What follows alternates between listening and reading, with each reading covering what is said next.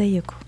ايه رأيكم النهاردة من شوية صابون ومناديل نعمل فكرة تنفعنا في الصيف وخروجاته الكتير، وكمان هتشجع اولادنا انهم يغسلوا ايديهم باستمرار برا البيت، وهنحتفظ بيها بشكل من اختيارنا.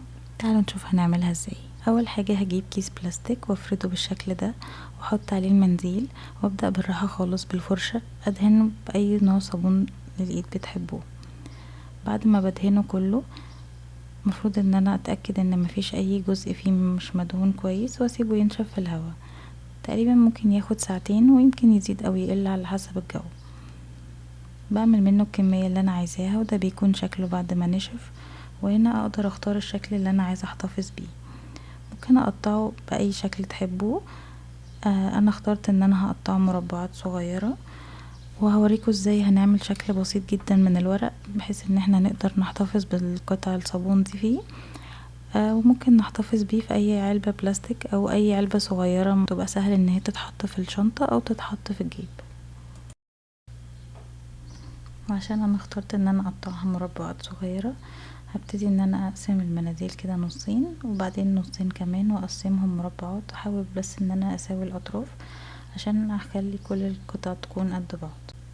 ده بيكون الشكل النهائي للمناديل بعد ما قطعتها.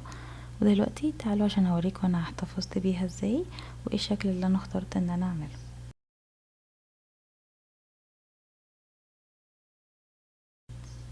بما اننا في الصيف وكلنا بنحب البطيخ، ففكرت ان انا اعمل شكل بطيخ. جبت ورقة خارجية عشان ارسم عليها بس باترون اللي انا عايزاه. انا رسمت شريحة بطيخ كده، وبعدين حطيتها على الورق الاحمر، وهبتدي اقصها بالشكل اللي انا عملته. وبعدين ممكن بشوية ورق ملون او الوان اعمل عليها شوية تأثيرات كده لحد ما تديني شكل البطيخ في الاخر.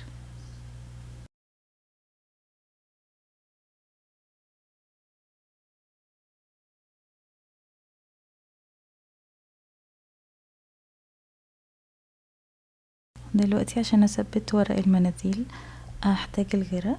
اول حاجة هجيب نقطة صغيرة جدا احطها على مجموعة من المناديل كده من فوق.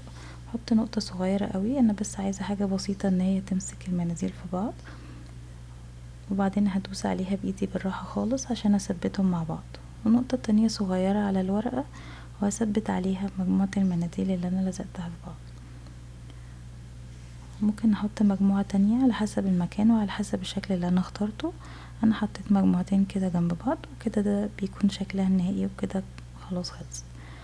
انا كنت عاملة شكل تاني برضو بسيط خالص، هو بس ورقة هنديها نصين وهنزينها بأي شكل بنحبه.